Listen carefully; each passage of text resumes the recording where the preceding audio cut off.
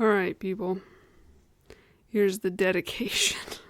I am in a really cramped space right now, but I'm giving you a rare opportunity to actually see the person who's talking. And she is right there. Print out picture. I'm sorry. It's not massive, glossy. It's just printed on computer paper, but bear with me. Alright. Guitar, music. Gonna start with that little intro. I have my guitar in open G tuning, and I found these really cool chords.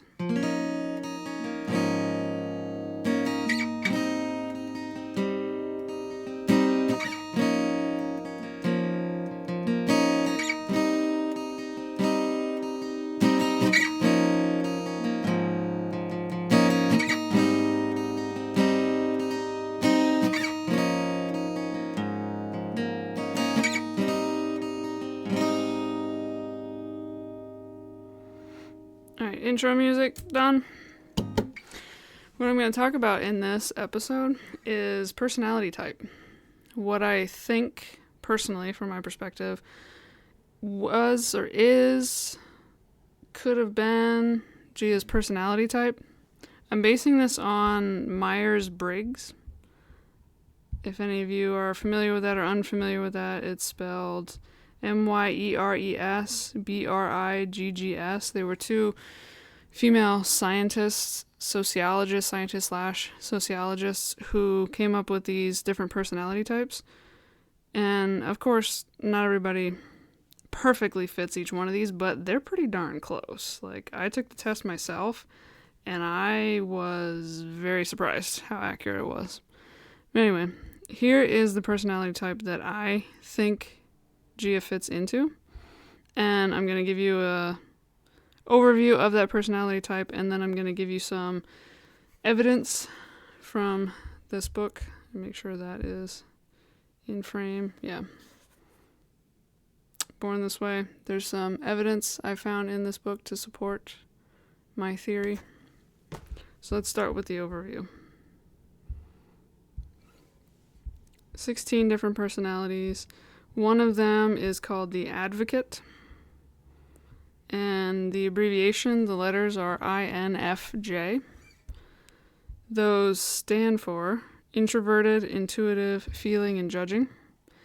These people tend to approach life with deep thoughtfulness and imagination. Their inner vision, personal values, and a quiet, principled version of humanism guide them in all things. Advocates are the rarest personality types of all. Still, advocates leave their mark on the world. They have a deep sense of idealism and integrity, but they aren't idle dreamers. They take concrete steps to realize their goals and make a lasting impact. Advocates' unique combination of personality traits make them complex and quite versatile.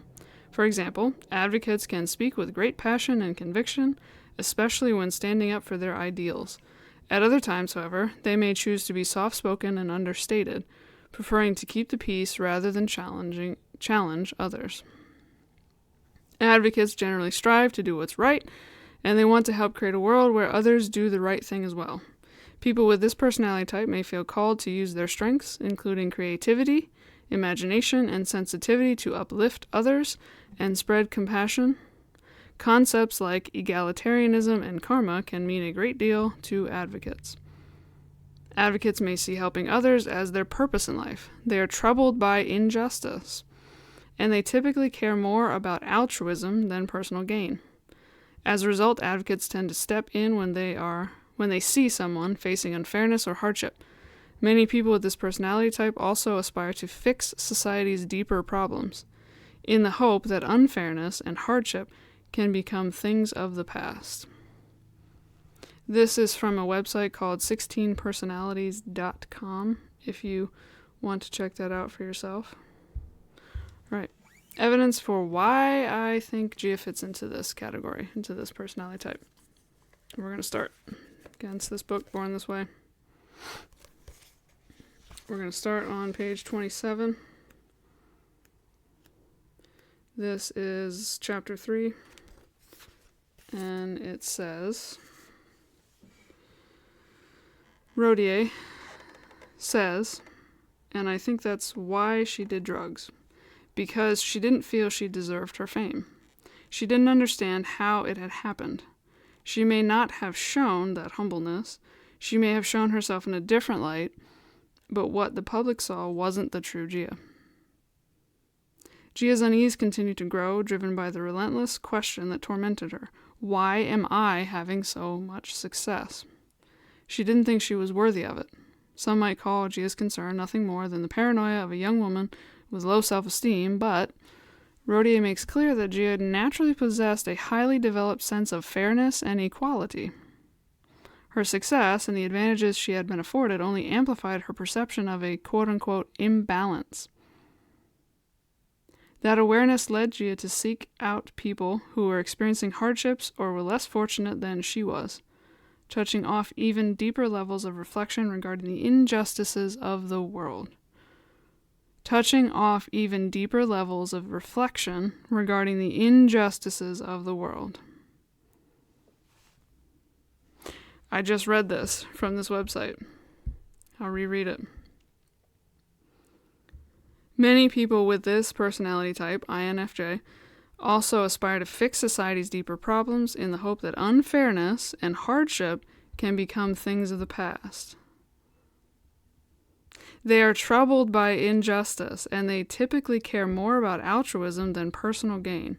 Altruism being doing something for the good of it, not because I get paid or I get praised or I feel good about myself, but just because it is good, and it's good for society.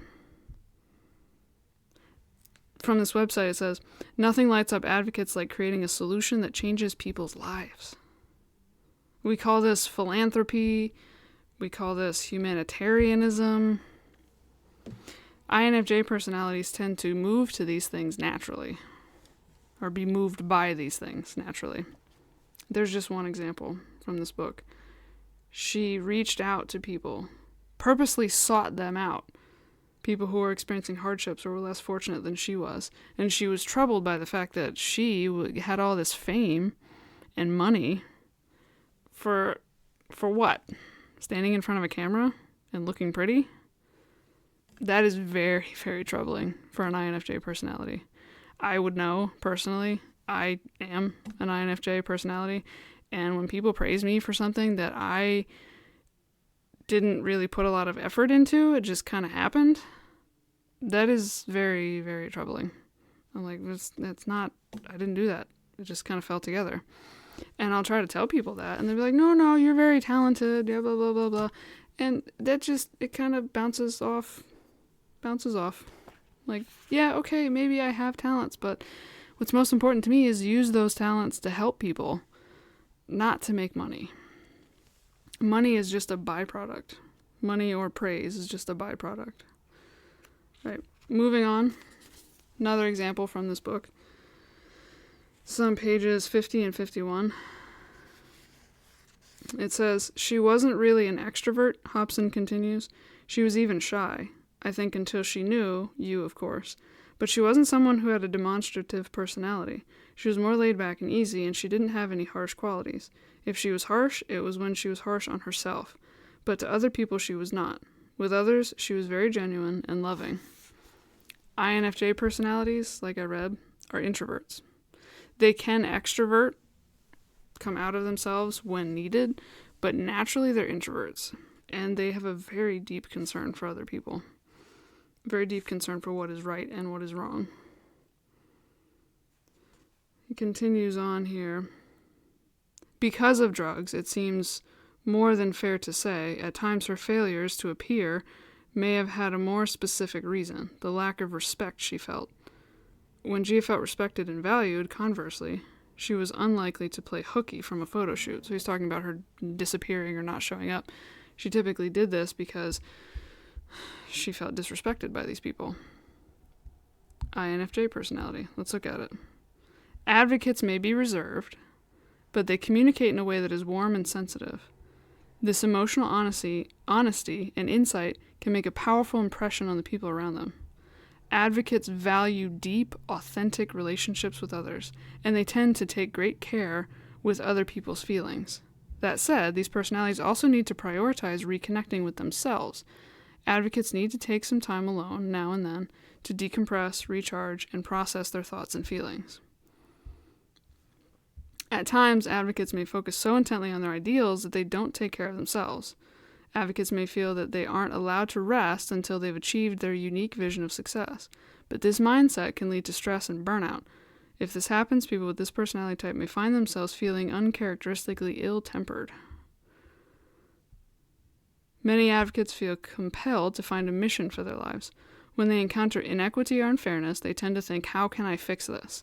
They are well suited to support a movement to right a wrong, no matter how big or small. Advocates just need to remember that while they're busy taking care of the world, they need to take care of themselves too. So we tend to not do that.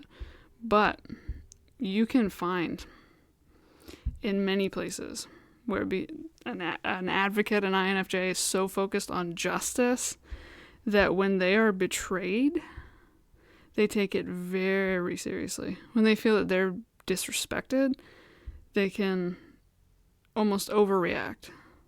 Okay. Let me find something here that fits that.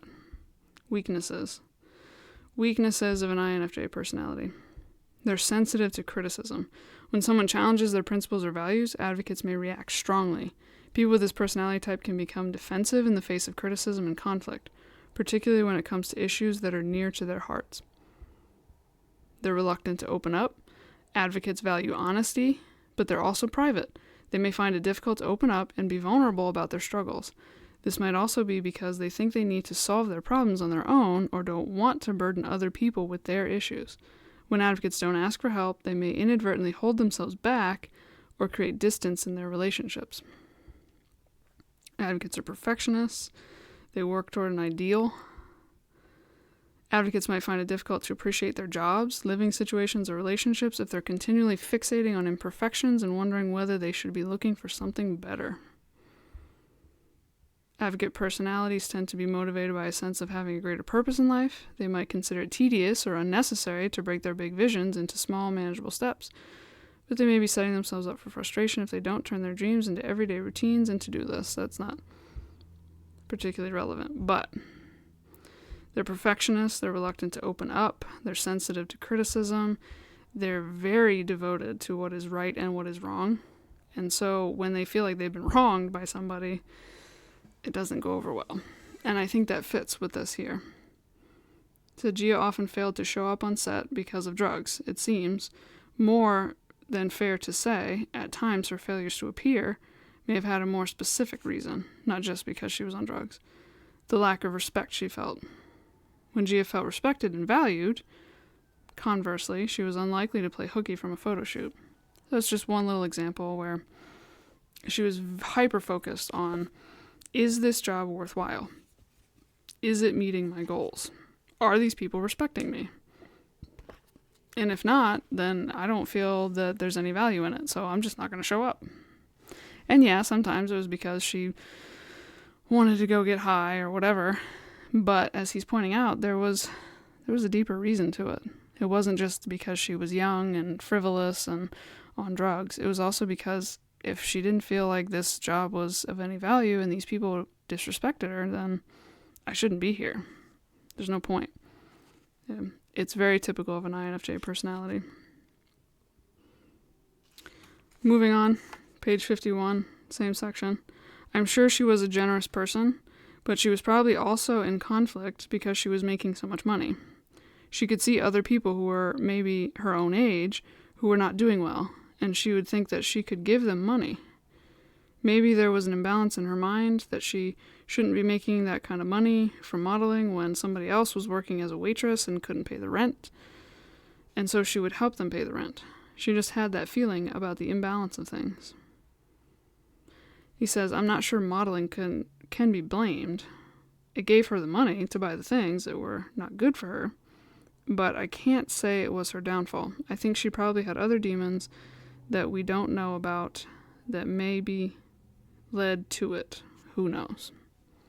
So this is speculation, but he points out that it was just this seeking for rightness, seeking this ideal, seeking perfection, and she couldn't get to it. And that was very troubling, very, very disturbing, very distressing for her. And as the last thing I read, this Suzanne Rodier that she knew, was intimate with, could see it, that she just couldn't deal with the fact that life wasn't what she wanted it to be. There was so much injustice. There was so much wrong.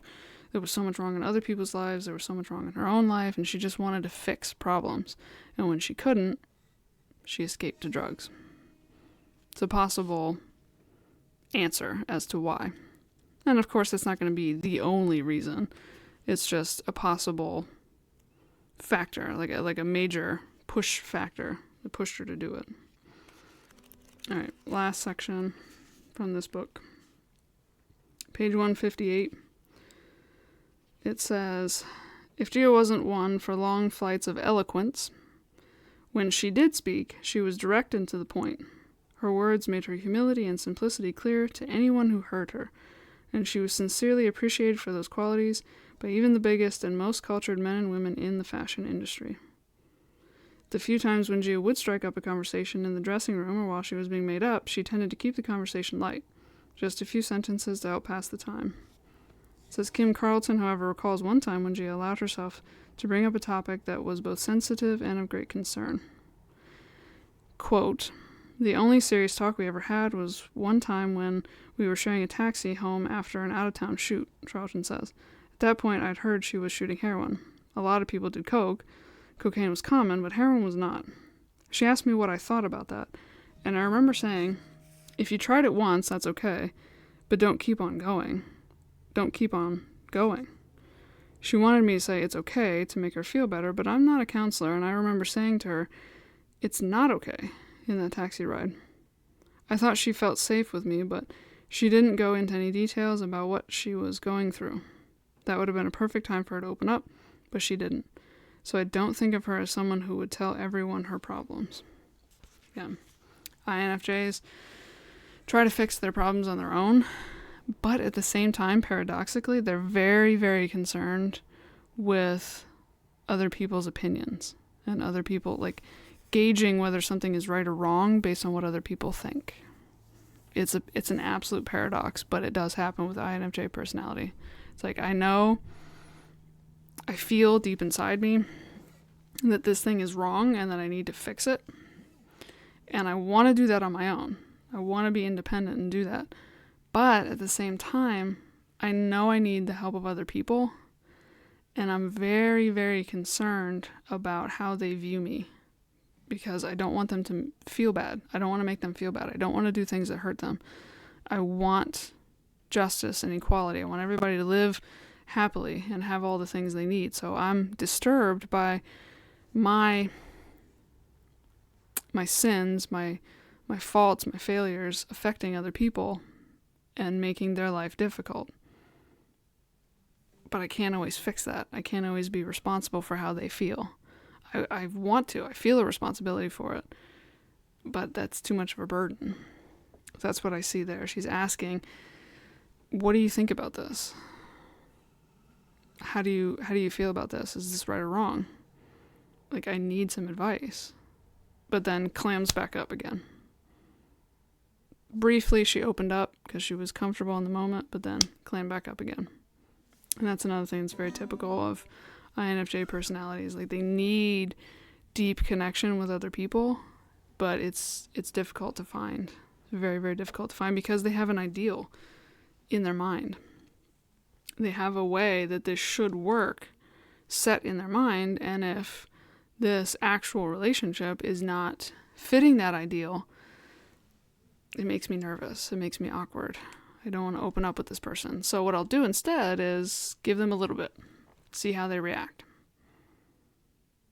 I'll do certain things, say certain things to see how they react, to test whether or not I can trust this person.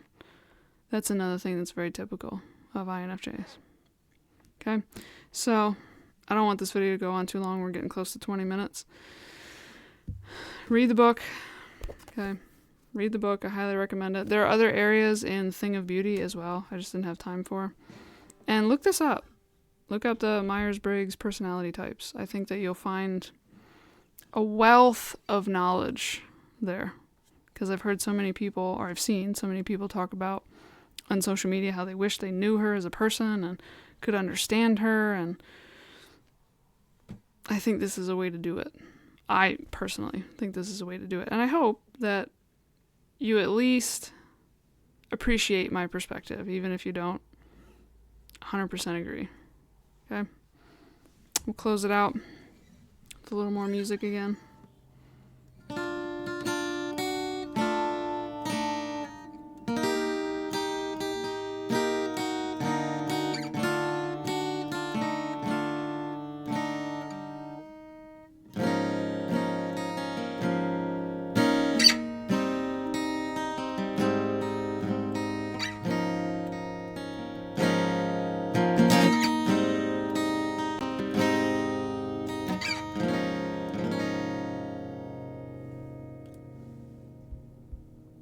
Thank you for listening. Peace. God bless. Have a good day.